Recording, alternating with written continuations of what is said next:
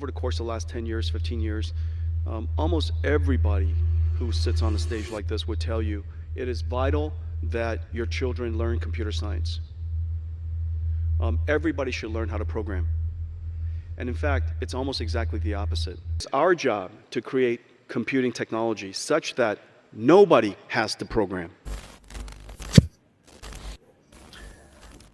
Kutipan Jensen Huang yang udah keluar hampir 2 tahun silam ini bukan cuma akal-akalan CEO biar kalian percaya bahwa AI adalah produk unggul yang harus kita gunakan. Sebagai orang yang telah menggunakan AI sejak ChatGPT rilis, gue bisa bilang Jensen Huang ada benarnya. Tapi ada satu hal yang nggak dia bilang. Keahlian ini berlaku bukan cuma buat coding aja, tapi juga berlaku untuk hampir semua jenis pekerjaan. Skill coding, menulis, desain, analisis, skill-skill yang kita banggakan, yang kita jadikan sebagai sumber penghasilan kita, mungkin nanti udah nggak relevan lagi. Karena nanti, AI bakal bisa melakukan semuanya dalam hitungan detik. Ngetik ribuan baris kode buat bikin aplikasi, nulis laporan riset puluhan halaman, bikin desain yang keren banget, lalu apa gunanya kita belajar skill tersebut bertahun-tahun? Dan ini udah terjadi sekarang. Menurut riset McKinsey, AI sudah membantu meningkatkan kualitas software sampai 45%. 80% marketer juga udah menggunakan AI untuk membuat konten. Dan 75% menggunakannya untuk media production. Banyak yang bilang skenario di mana AI mengambil alih pekerjaan kita adalah awal dari kehancuran dunia. Tapi, gue punya pandangan sebaliknya. Gimana kalau gue bilang, hilangnya pekerjaan karena AI justru adalah jalan keluar buat kita bisa merdeka. Kita sedang memasuki era deindustrialisasi kerja. Selamat datang di seri video esai gue, Budaya Pikir.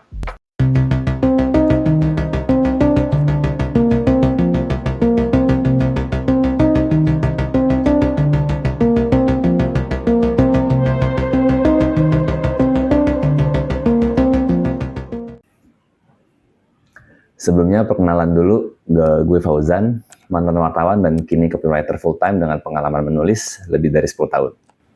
Gue juga lulusan S2 Kajian Budaya dan Media, jadi gue suka banget ngebahas hal-hal populer dari perspektif sosial dan budaya. Kali ini gue membahas teknologi yang kini sudah digunakan banyak orang, termasuk gue, AI. Jadi untuk memahami pernyataan gue bahwa AI adalah kunci kebebasan bagi banyak orang, gue akan membagi video ini ke dalam 3 segmen. Pertama, gue akan membahas bagaimana revolusi industri mengubah budaya kerja kita dari seorang artisan menjadi buruh yang terasingkan.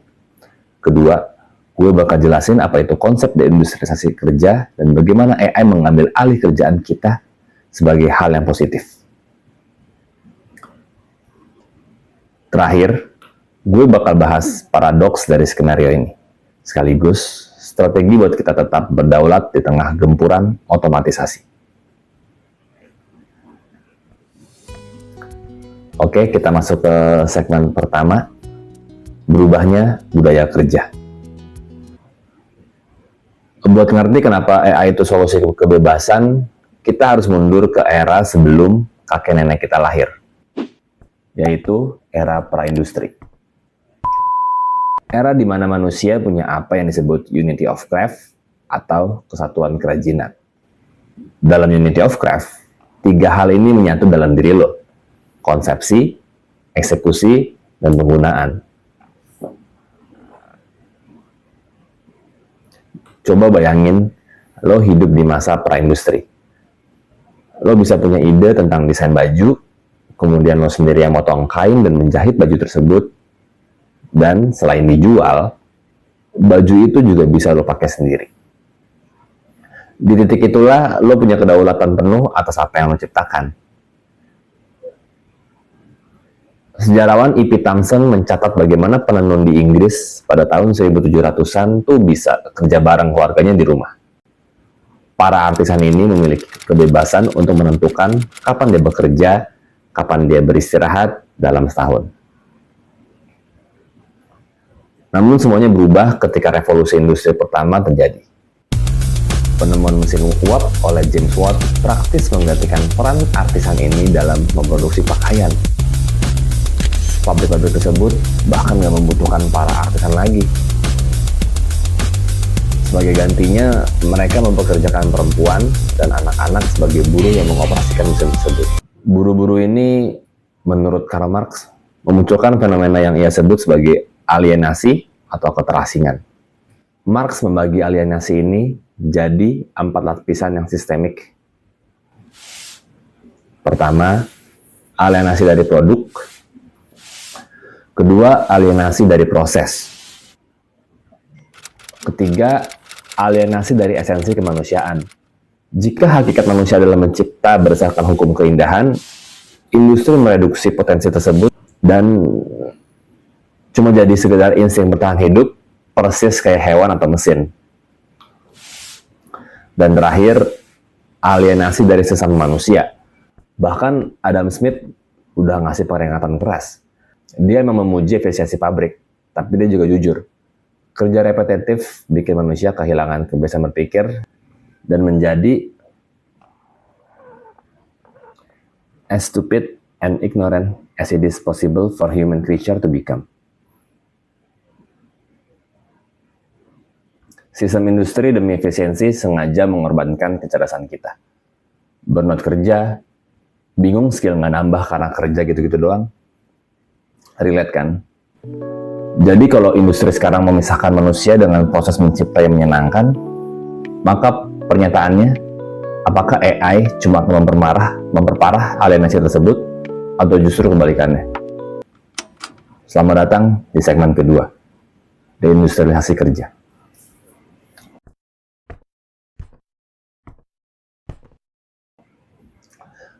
Karena untuk pertama kalinya, bagian kerja yang dulu paling mahal, yaitu eksekusi teknis, mulai turun biayanya secara ekstrim.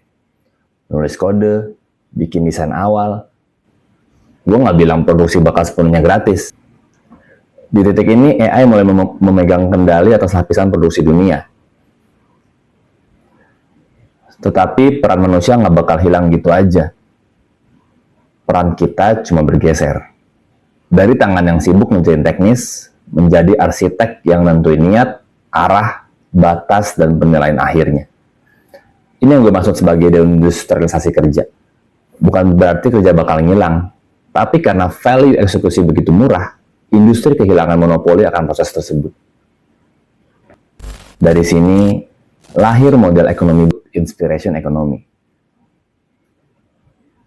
Inilah kenapa nilai seorang manusia nggak bakal hilang. Nilainya cuma pindah dari skill teknis sebagai tenaga produksi ke kapasitas manusia sebagai sumber inspirasi, kurasi, empati, dan makna. Gue menyebut ini sebagai reunifikasi kerja. Saat eksekusi jadi murah, tembok besar antara ide dan hasil itu jadi runtuh. Kita nggak lagi butuh peran industri untuk menciptakan sesuatu. Fenomena ini melahirkan apa yang disebut solopreneur. Lu butuh programmer, AI bisa nulis kodenya. Lu butuh tim marketing, AI bisa bikin risetnya. Perusahaan yang dulu butuh 50 orang, sekarang bisa lo jalanin sendirian. Tapi tentu ada dampak negatifnya. Paradoks otomatisasi. Kalau semua kerjaan dasar yang repetitif itu dikerjakan AI, gimana nasib para pemula yang baru mulai belajar? Terus, caranya bukan dengan menjauh dari AI.